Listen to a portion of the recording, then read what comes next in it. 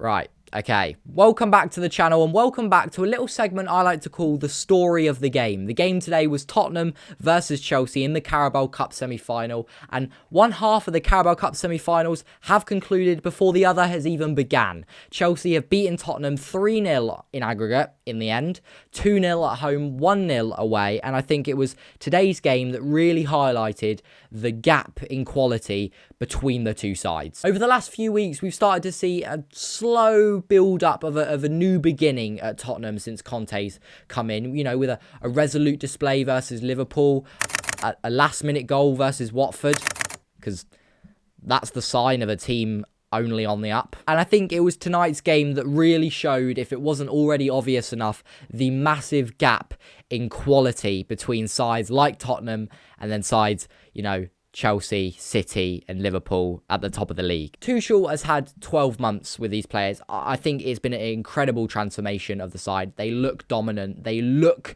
like they win things. You know, there's a team that just hold themselves like they win things. And I guess, you know, winning the Champions League does that for you. But I've been really impressed with what he's done. So, you know, it's not taking away anything from Tuchel. But he has had 12 months to drill in his philosophy to these players. He's very aggressively, not stubborn, but an aggressively, this is my way of playing football, and this is how we're going to play football. So, of course, you're not going to see Antonio Conte, no matter how good you think he is, bring this Tottenham side to new heights in just the space of a month or so.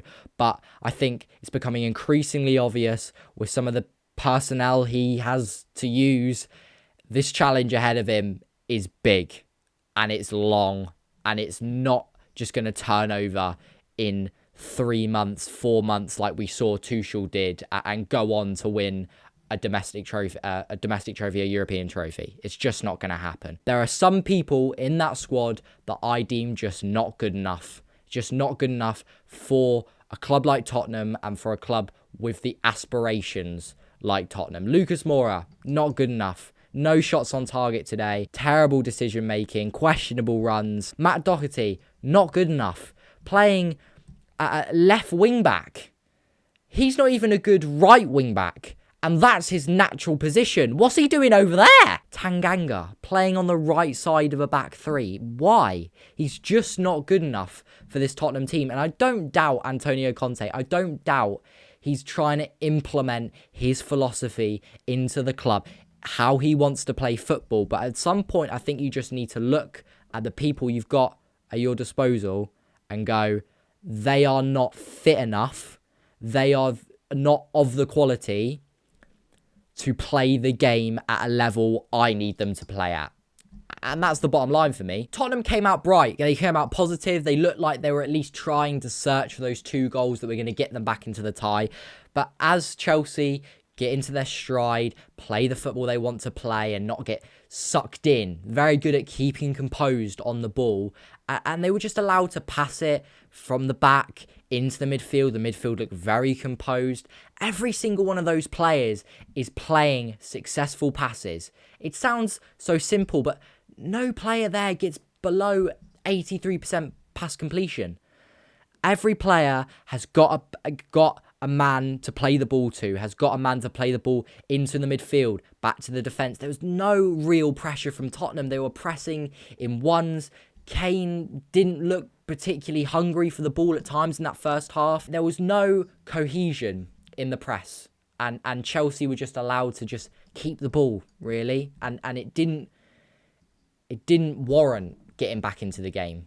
That first half didn't warrant a goal from Tottenham. The second half rolls around, and as we get into the meaty minutes of the game, as I like to call it, we start seeing some action from Tottenham. We start seeing Tottenham pushing. Finally, Kane starts to show his quality. At one point, he just drives from just inside his own half, just through the middle of that Chelsea defence, first line of defence, and play a ball, an overhit ball to Moura. And that's where we see a penalty be given. An outrageous penalty be given. And that's where I think a lot of the talking points will be had around this game today. Not necessarily about the style of play from the two managers, not necessarily some of the individual performances, but I think for once we've actually seen VAR decisions, if you can call them that, save the game today from very, very poor officiating. Earlier on, Højbjerg was given a penalty for something that was clearly outside the box. Mora's penalty, Kepa. A brilliant display, I thought, from him today. You know, we saw earlier on last season that Kepa didn't look like he was good enough for this Chelsea side.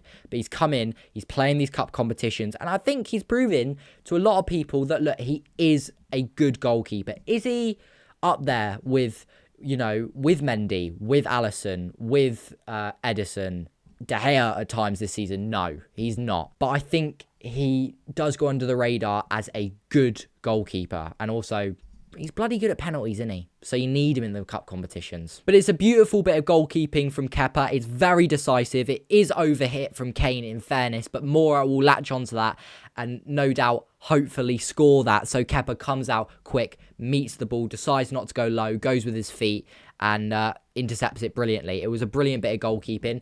Then it's just given as a penalty, just for the fun of it. It's the cleanest challenge you'll see from a goalkeeper or any player on the pitch all day. But it's given as a penalty, and VAR once again saves the day. And then we've got the third saviour. Kane was offside for his goal. It would have been his 250th career goal, which is mental, by the way. That's crazy numbers. But it was denied by the offside. The amount of people on Twitter that don't understand the offside rule, half of Kane is offside. Do we need to go back to the salt and pepper on the dining room table, guys? Do I need to explain it to you like that? Don't get me wrong, it wasn't just Tottenham's inefficiencies that led to Chelsea winning this game and going through to the final. Chelsea have quality all over this pitch. Very well drilled, very composed on the ball. One player I think did have a really good game today was Malang Sarr. I think he's quite an exciting player. He's starting to get a couple more starts, a couple more appearances in this Chelsea side, as obviously he's playing at left back today, an unfamiliar position for him. Ben Chilwell's out.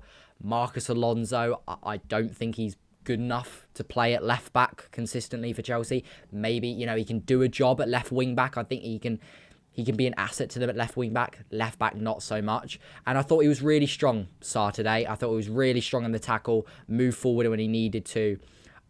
Was always, you know, offered for Rudiger to pass to. Tottenham fans obviously will be disappointed tonight. There's no revelation. You know, it's a missed opportunity again to go after some silverware. They brought in Conte to win some silverware, and it just looks increasingly more likely that's just not going to happen anytime soon. So, of course, you know, they'll be disappointed. But I think give it time.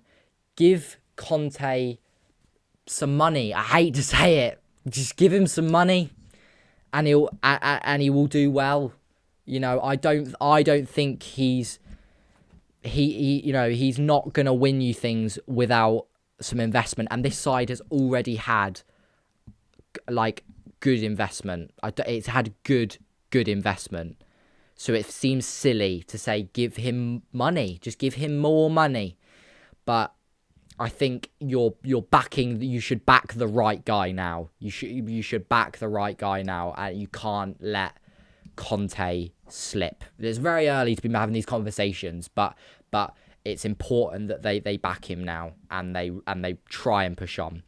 Anyway, that was the story of the fucking hell. Anyway, that was the story of the game. Tottenham versus Chelsea. Chelsea into the Carabao Cup final, and it'll be either Liverpool or Arsenal playing them. I look forward to that. Hopefully you guys enjoyed. Hopefully you enjoyed the video. And let me know, obviously, what you thought of the game.